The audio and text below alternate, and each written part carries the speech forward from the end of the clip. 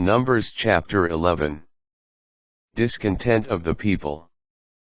Now the people complained bitterly in the hearing of the Lord. And when he heard it, his wrath flared up, so that the Lord's fire burned among them, and consumed the outskirts of the camp. But when the people cried out to Moses, he prayed to the Lord, and the fire died out. Hence that place was called Taberah, because there the fire of the Lord burned among them. The riffraff among them were so greedy for meat, that even the Israelites lamented again, "If only we had meat for food.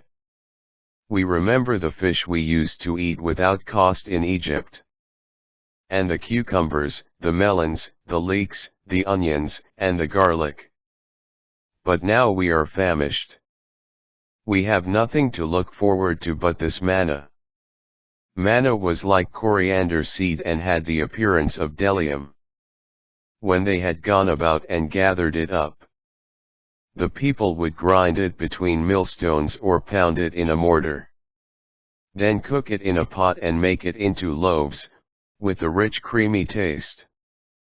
At night, when the dew fell upon the camp, the manna also fell. When Moses heard the people, family after family, crying at the entrance of their tents, so that the Lord became very angry, he was grieved. "Why do you treat your servant so badly?" Moses asked the Lord. "Why are you so displeased with me, that you burden me with all this people? Was it I who conceived all this people?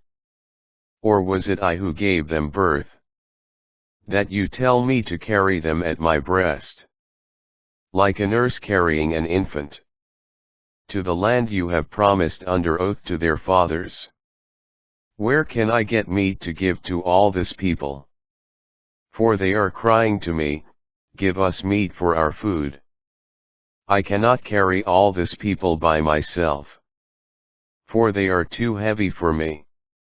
If this is the way you will deal with me, then please do me the favor of killing me at once, so that I need no longer face my distress."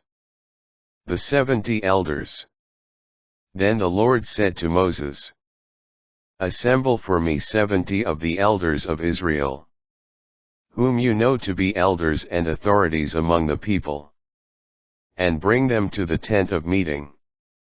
When they are in place beside you, I will come down and speak with you there.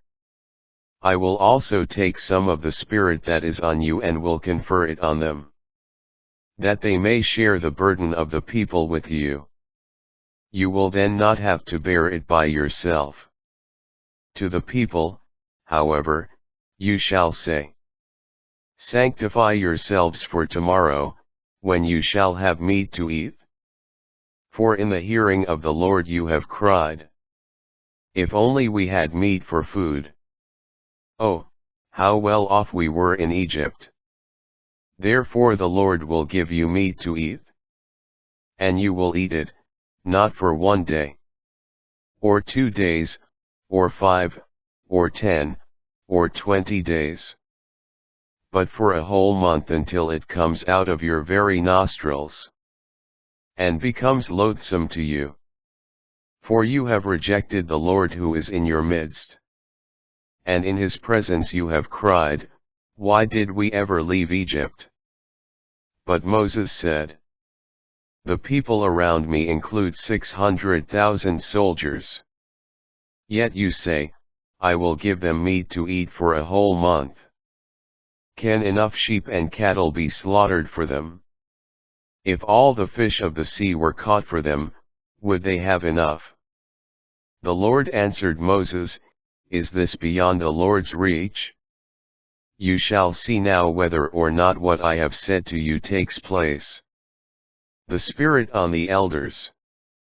So Moses went out and told the people what the Lord had said. Gathering 70 elders of the people, he had them stand around the tent. The Lord then came down in the cloud and spoke to him. taking some of the Spirit that was on Moses, he bestowed it on the 70 elders. And as the Spirit came to rest on them, they prophesied but did not continue. Now 2 men, one named Eldad and the other Medad, had remained in the camp, yet the Spirit came to rest on them also. They too had been on the list, but had not gone out to the tent. And so they prophesied in the camp. So, when a young man ran and reported to Moses, Eldad and Medad are prophesying in the camp. Joshua, son of Nun, who from his youth had been Moses' aide, said, My Lord, Moses, stop them. But Moses answered him, Are you jealous for my sake? If only all the people of the Lord were prophets. If only the Lord would bestow his Spirit on them. Then Moses retired to the camp, along with the elders of Israel. The quail. There arose a wind from the Lord, that drove in quail from the sea, and left them all around the campsite, to a distance of a day's journey, and at a depth of 2 cubits upon the ground. So all that day, all night, and all the next day, the people set about to gather in the quail. Even the one who got the least gathered 10 homers of them.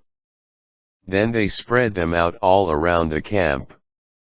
But while the meat was still between their teeth, before it could be chewed, the Lord's wrath flared up against the people. And the Lord struck them with a very great plague. So that place was named Kibroth Hattaavah, because it was there that the greedy people were buried. From Kibroth Hattaavah the people set out for Hazeroth, where they stayed.